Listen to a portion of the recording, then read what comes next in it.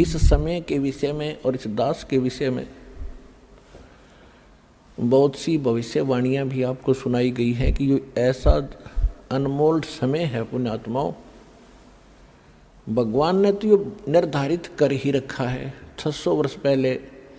वैसे तो परमात्मा ने प्रथम सतयुग में कह दिया था इस काल से कि चौथा युग जब कलयुग आई तब हम अपना अंश पठाई, हम अपना दास भेजेंगे और फिर काल फंद छूटा नरलोई, काल का ही झंझट सारा खत्म करेगा सब नर नारियों का और सकल सृष्टि परवानिक हुई। कलयुग बीतता 5500 पाचा जब ये वचन मेरा होगा साचा, कौन सा कि मैं सत्संग अपना अंश भेजूंगा, ये वचन कि मैं अपना अंश भेजूंगा और सारी सृष्टि नाम लेवेगी उस मेरे दास से और सबका कल्याण होएगा, सबका मोक्ष होएगा। एक फ्लोरेंस नाम की भविष्यवक्ता अमेरिका की थी, वो भारत के संत के बारे में गुणगान कर रही है। नास्ट्रेदम्स फ्रांस का रहने वाला था, वो भी कहता है भारत में एक महापुरुष संत आएगा जो पूरे विश्व को सच्चा ज्ञान देगा और एक सबद समाज की स्थापना करेगा, विकार रहित होगा, आपस में बुराई नहीं रहेगी, लड़ाई नहीं रहेगी। तो उसी के संबंध में थोड़ी सी और सुनाते हैं आपको। एक ये पुस्तक है, पुरानी सी हाथ लगी है किसी भगत का, ये हमारे भगत तक खोजी हो गए, उनको कहीं पर भी कोई सुराख मिलता है उनको तो पता ही लग जाता है ये किसके विषय में बोल रखा है।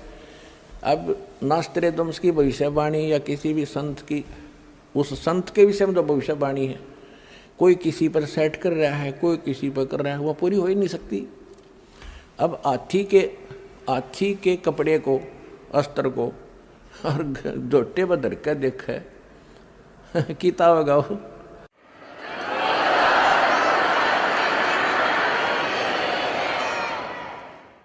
वो तो हाथी पे फिट होगा, वो जिसका है। ये देखिएगा, यह एक पुस्तक है, एक पुरानी फटी पुरानी सी है किताब, ये देखो, युग निर्माण की सुनिश्चित संभावना, ये तो इसका नाम है, टाइटल है। लेखक है इसका बलराम सिंह परिहार, प्रकाशक है युग निर्माण योजना, गायत्री तपोभूमि मथुरा से। बस इतना ही उल्लेख है इसका, ज़्यादा आगे नहीं लिखा, ये फटा हुआ ज़्यादा है। ये देखिएगा पृष्ठ नंबर 19 पे,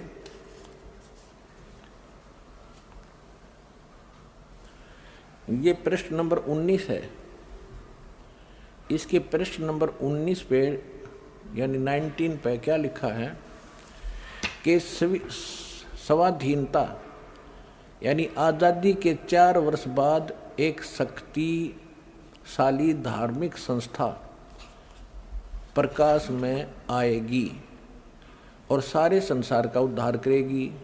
उद्धारक इस संस्था का स्वामी संचालक होगा। अब यहाँ ये क्या है कि किसी एक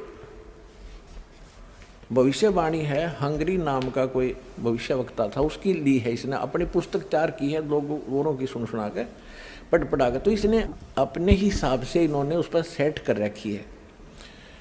इसका अर्थ ये था कि 1947 में भारत स्वतंत्र हुआ, उसके 4 वर्ष बाद दास का जन्म होया 1951 में। इसका अर्थ तो ये बनता है कि स्वाधीनता के 4 वर्ष बाद 1951 में एक संत का जन्म होगा जो धार्मिक संस्था को ऐसी बनाएगा जो पूरे विश्व का कल्याण करेगी।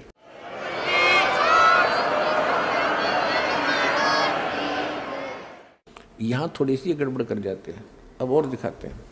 ये देखिएगा, ये 23 पृष्ठ पे है, ये 23 पृष्ठ है। इस 23 पृष्ठ पे यहाँ लिखा है, इस संगठन का स्वामी संचालक कोई गृहस्थ व्यक्ति होगा। अब तक दुनिया में सबसे बड़े विचारक के रूप में ख्याति प्राप्त करेगा।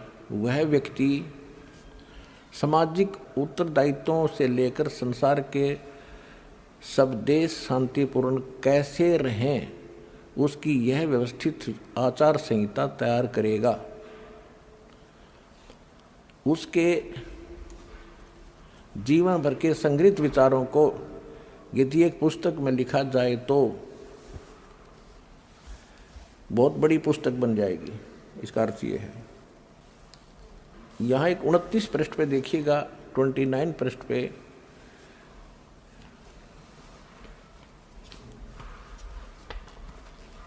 एशिया के किसी देश, संभवतः भारतवर्ष में, एक नम्र ग्रामीण परिवार में एक महान आत्मा ने जन्म ले लिया है, जो एक महान आध्यात्मिक क्रांति का सूत्रपात, संचालन और नियंत्रण करेगा। इसके पीछे क्रियाशील आत्माओं की शक्ति होगी जो संसार की वर्तमान विकृत परिस्थितियों को बदल डालेंगी।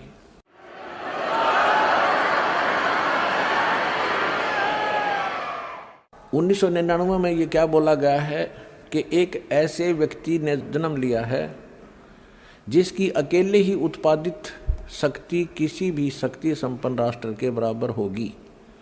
वह एक भाषा, एक संस्कृति, एक धर्म की आचार संहिता सर्जन करेगा।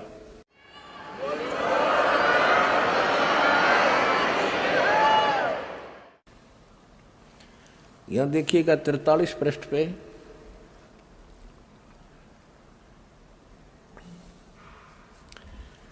यह लिखा है कि दिव्य देहधारी पुरुष ने जन्म लिया है। वे सबके मन में प्रसन्नता भरेंगे, दुनिया भर के कष्ट दूर करेंगे। अन्यायी और अत्याचारियों को भी वह ठीक करेंगे। रात्रि के प्रथम पहर में जब मैं प्रगाढ़ निद्रा में होता हूँ तो स्वप्न में एक दिव्य पुरुष को देखता हूँ, दिव्य व्यक्ति को। किसी जलाशय के निकट बैठे हुए इस योगी के मस्तक में दोनों भौं के जहाँ मिलती हैं तो उसमें अर्ध चंद्रमा के दृश्य होते हैं। उसके बाल सफ़ेद हैं, सुब्बर वेशभूषा है, या निशादान सुंदर, वर्ण गौर है, गोरा कलर है, तथा पैरों में चरम विहीन पाहन यानी पादुकाएं हैं। बिना चमड़े की जूतियां पहनता है। आज तो हमने पूरे अनुयायियों से कोई बैन लगा रखा है कि चमड़े की जूती तुमने पहननी है नहीं। मैं तो पैरूं था कितने